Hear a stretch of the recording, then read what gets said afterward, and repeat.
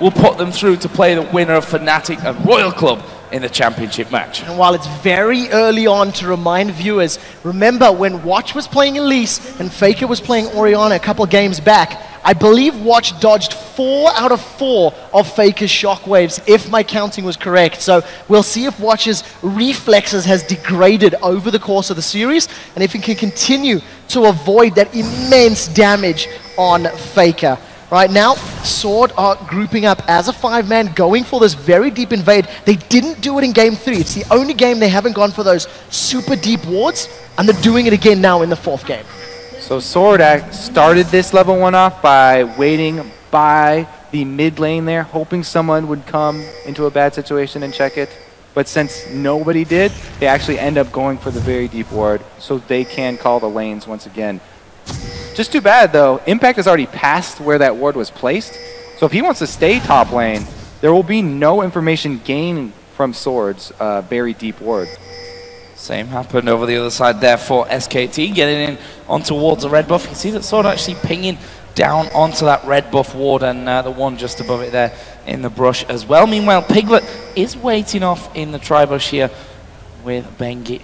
Also going to have Mandu coming in there as well. They're going to go for this one. The late invade. This is going to be very interesting because both junglers have smite, and Watch runs right into him. Oh, he's going to go down. This is so close. He's still alive. Gets into Spiderfall. Bengi gets taken out for first blood. Bray goes huge. Cade with that hook at the last second, and then the reflexes from all members of Sword. Expression also using his flash, ignite, and stun instantly to chain it and grab them that first blood. Absolutely incredible start here for Najee Sword. Let's have a look at that one again. Let's probably watch this slow, because initially Watch gets chunked down. Right after Bengi does the second activation of Q, Watch flashes away. So he knows that Bengi can't follow him any longer, and that brings him right into Kane's hook. And it's Prey that gets the first blood as well. That couldn't have gone any better for this 2v2 lane down on the bottom side. They are going to be going head-to-head from that one. Dream start to Game 4 here for Najee Blacksword, who are on game point, who are on championship game point here, essentially. We also talked about how important the jungle presence has been top lane. This is a huge jungle lead for Watch. He already has both buffs, and he's heading up there already. The small thing that's good for SKT here is that there's no flash on Jax. Oh, we'll see if this works out for them. Watch, level 3 with the buffs. Does get the poison done. Does not actually even throw out that cocoon. His impact was quick enough to get away with that slice and dice. And Prey and Kane now returning to lane. They haven't spent that first blood gold. So even though Prey secured it, he hasn't shown it or gotten itemization advantage at this stage. And something about that gang top. Never mind, there's a hook. What a hook as well. Piglet here having to Valkyrie away already. Mandu is going to stick around. There's a barrier used by Prey. He's going to go in. Piglet will use the barrier. Mandu now chasing down. Trying to get the finisher. It's still alive. Prey, don't come back in. The plant was waiting for him. And in the end, Prey walking off to the side. Kane survives. And SKT coming out with the most health. Here comes the Lee Sin. Flash over. He's missed the Q. And Prey will walk away from it. Incredible stuff. What a dodge right there. Wow, the Lee Sin blasting his flash off as well. At least they are able to run them off the turret, so it's going to be turret damage. But watch, since they see Lee Sin bottom, he's going to answer. Yeah, but look at the CS now that Piglet's built up, 24-10. Even with that first blood, the Prey is losing out on so much XP and so many lost hits. We do see in the top lane, Watch is now coming in behind Impact. This time he needs to get better positioning, because last time there was no ward and he came through the bush. Oh, Cocoon goes through, but the slice will bring him to safety. Is Watch going to keep going? He's at least going to put down some damage onto him. Can't quite see him there in That's a bluff. So what I was going to say about the positioning, though, when he knows that there's no ward from Impact up top, he doesn't have to walk through that small bush that's not all the way behind him. He can come straight through the river, knowing that there's no ward, and get a really nice positioning all the way behind Impact and cut off his exit. So Faker here in this mid lane putting down some good pressure on towards Nagne, who's pretty much out of mana right now. Sorry, not quite taking the beating I think that Faker would have hoped for, but he'll be happy if he can bully Nagne away from some CS right now. Already built himself up somewhat of a lead, but look at this. The Spider coming to middle again. Well, see if we can get the Cocoon down. Faker flashes. I think the Cocoon missed anyway. Yeah. So flash blown, Watch will be happy with that one. and that's right before Nagne is going to hit level 6. So once Aria has 6, Faker's going to have to play pretty defensively here.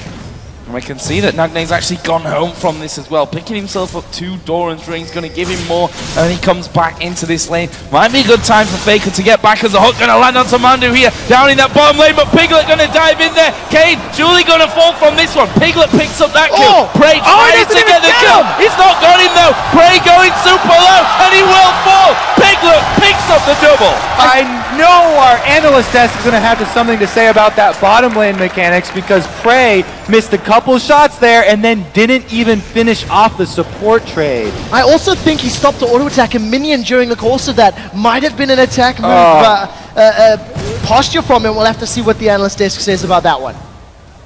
So, top lane, which has been a bit more of a face-bashing competition. We've seen Watch, of course, visit it twice now with no success. Meanwhile, Bengi now coming through in towards this mid lane. Should mention that Nagne hasn't hit that level 6 mark just yet at this point. He's still waiting on that one. Faker has hit 6 though, so that Shockwave gonna be available for SKT. Well, we'll see if we can make it work for him. Nagne, this wave is very, very overextended. Doesn't manage to connect with a charm, so unable to follow up with more damage. We're seeing this Renekton versus Jax matchup, and I recall Voyboy talking about it, saying how Renekton wins early on.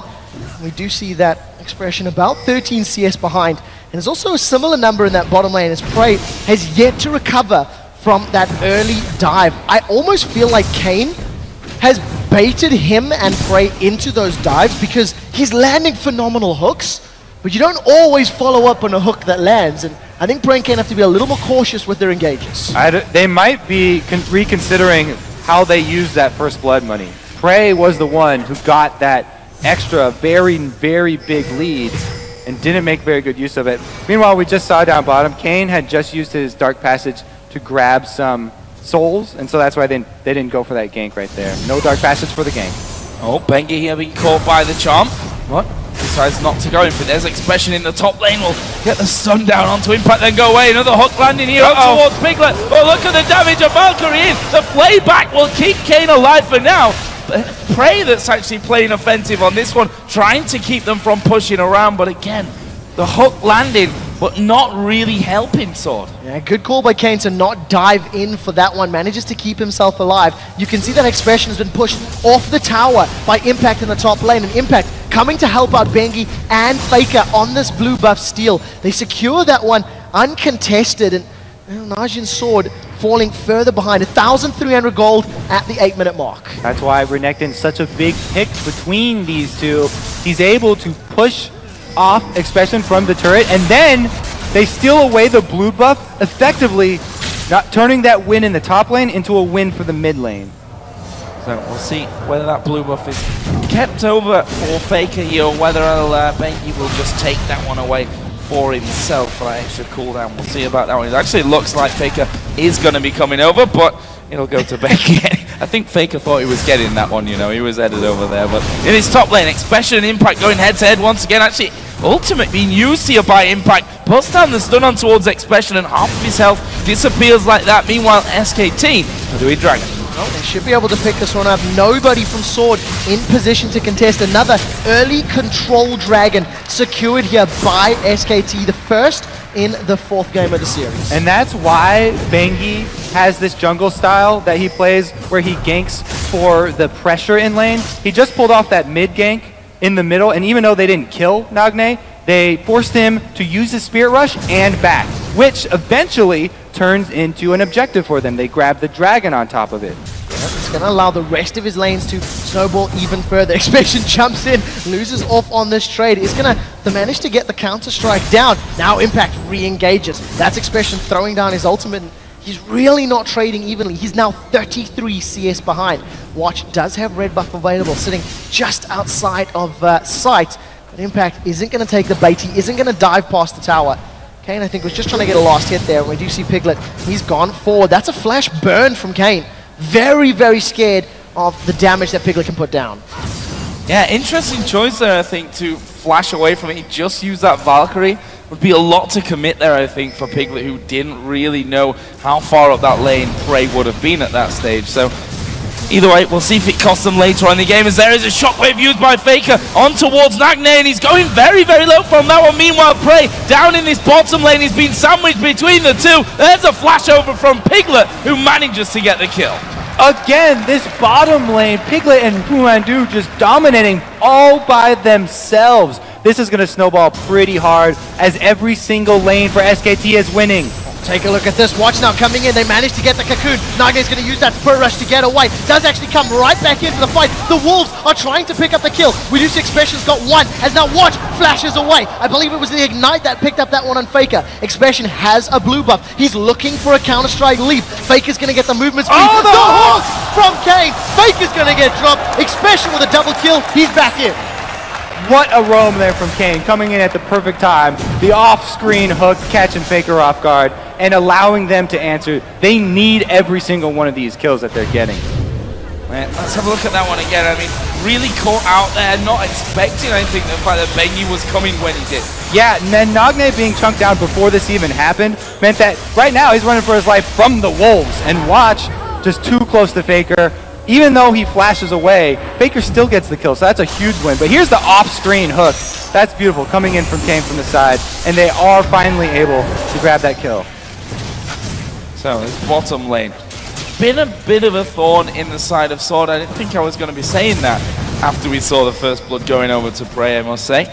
And at this stage, that turret less than half HP. Still a few minions in there as well to help things out. You can see Piglet just chunking in there as Bengi. What a move around the back here. Shockwave actually going to pull him in. Nagne here in all kinds of troubles. He lands a charm. Can they get across? Flash from Bengi. Lands the Q. There's the kill from Faker. Steady with that Sonic Wave right there. Bengi does land it after flashing, and he's able to finish off that kill. Really good job ganking again before the Spirit rushes back up. Trading some damage back and forth there. Prey and Kane doing the best they can to withhold against the onslaught from Piglet. He's sitting with that Sheen as well as the Phage, spamming out those rockets at every opportunity. And you can see Piglet with a 30 CS lead, a kill advantage, and an assist advantage, doing phenomenal in that lane. We also see Impact once again throwing down that dominance, just getting the HP back, applying some ticks of damage, burning through Expression's HP bar. And we see, actually, that's Bengi as well as Pumandu coming around. Kane's been caught out. They pulled Prey backwards. Now Kane is in trouble. He flayed Piglet backwards. He's dead from that one. I'm not sure that Mandu will be in too much trouble here either, but there is Watch coming in. Here comes Bengi as well. He's not quite got that kick available, but he's going to kick the tower down a few times, and this should be the first tower of the game here for SKT. Piglet actually delaying that one a little bit. That might get him caught out. In comes Nagne from the side. He's taking a lot of damage though. Will have to Spirit Rush himself away. Meanwhile, Oriana's trying to move in for the kill. Well, Prey's doing the best he can to pick up a kill on Mandu, but he's going to get chunked down. Bengi secures another kill for his team. It was actually Pumandu with a double. Those plantlings too strong. He actually deserves that double. I'm going to say Pumandu earned that because of the snare that he landed onto Nagne when Nagne initiated onto Prey. Support definitely earned those two kills. Well, let's have a look where that leaves us here, because the lead starting to get a little bit out of control. 22.3 thousand gold to 16,000 here for Sword. 8-4 in kills, 2-0 in turrets. That was a shockwave used on the bottom lane. Nagne's in trouble. Ignite goes down, and even after taking the lantern, he basically face plants with Kane, and Faker picks himself up a kill. That was very weird, I have to say. I feel like Sword are a little bit off their game at this point. This is not the Sword that we saw last game. When they lose, they seem to be losing very hard. Like every single lane losing. And then that puts so much pressure on Watch that it's very hard for him to turn it around. As it stands now, SKT 3 towers to 0. They have themselves a nice 7,000 gold lead. At the 15-minute mark, Trinity Force is already completed for Piglet. Athene's and Holy Grail, plus a needlessly large rod for Faker. And if you look at Impact in the top lane, he's got the makings of a Sunfight Cape and a Brutalizer. He's feeling so confident with his Renekton that he's even gone for a very early Brutalizer, which we haven't seen from either of the Renekton plays in the previous games. Oh, this is not good. No, Prey getting caught out on top of a ward. Faker gonna walk in, says thank you very much for the free kill. I'm gonna kill his free. Who says Oriana is not an assassin? He comes in with the blue buff, catches Prey off guard. Top lane's just going to back off, though. No action up the top.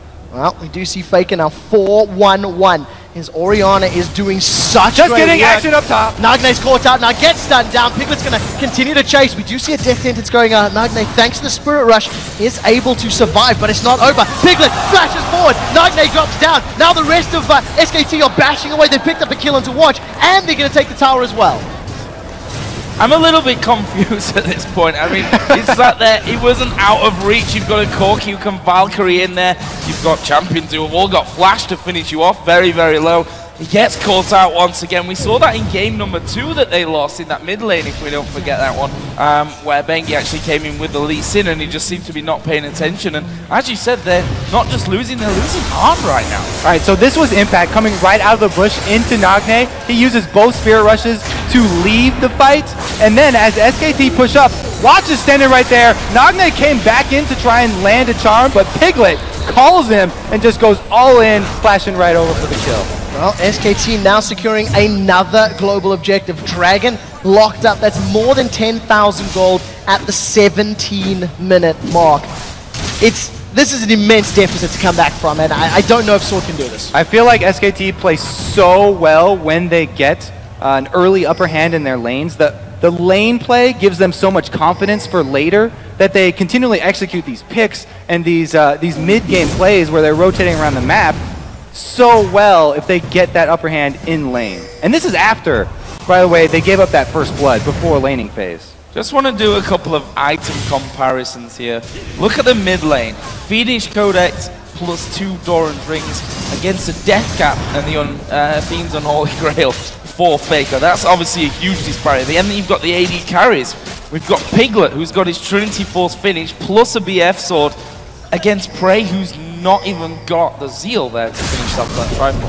What's really worrying is the CS difference. Like, the kills are pretty big, but kills, the money can be regained through getting bounties.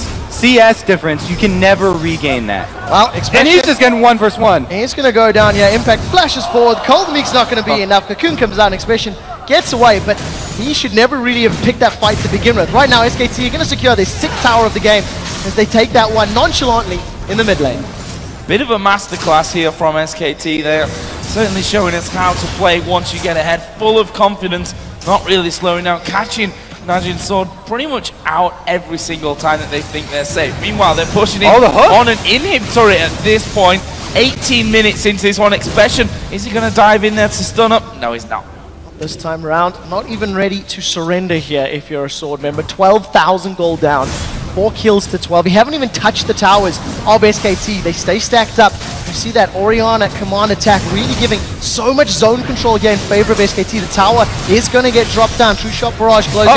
But it's sort of started a fight. Mandu getting caught out, but a shockwave absolutely destroys them. That's going to be a 2-for-1 for now. Watch trying to finish off Faker, who's still trying to run away. Meanwhile, Nagne trying to escape. Oh, the charm land! The charm does land. That will save Nagne's life, but that is not going to be Faker going down. In fact, he turns it around. Oh, he is!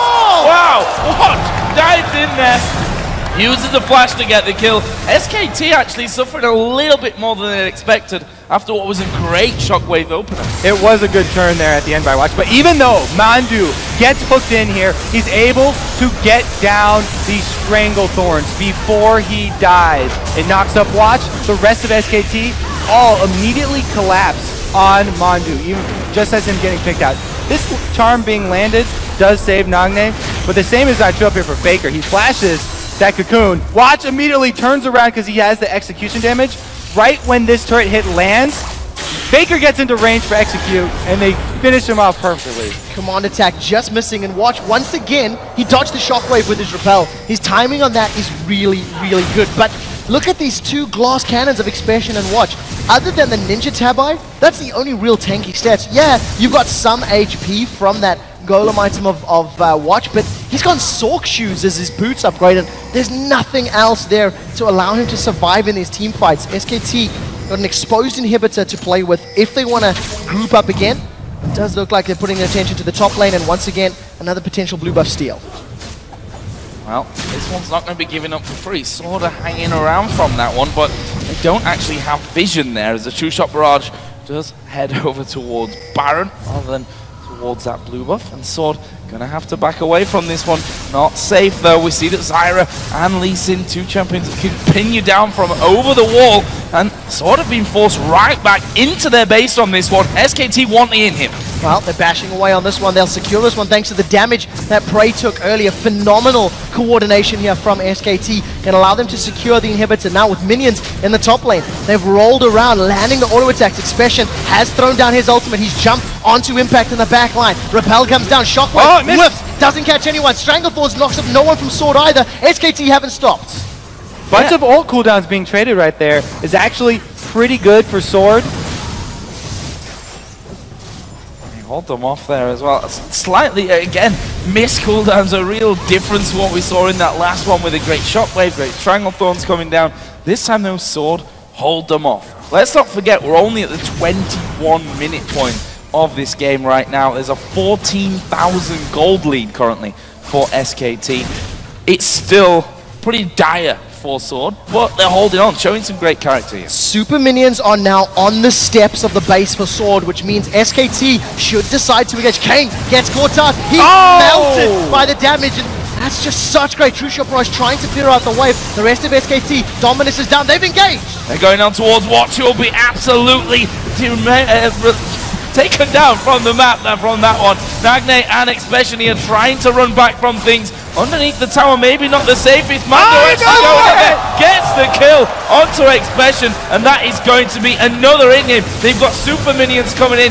Have they got enough there to finish up? There's the kill onto Prey. It's now Kane and Nagne to hold on to the game. Nagne's the target, the kick there from Bengi. Faker dies underneath the fountain. He'll pay the price of life from that one.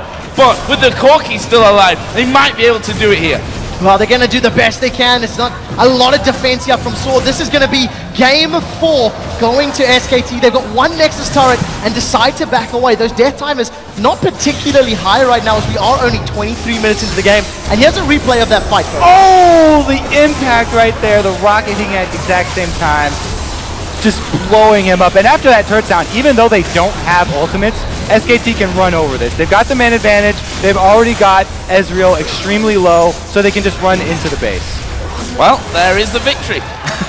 And it's going to be a bit of a surrender there coming in at the end.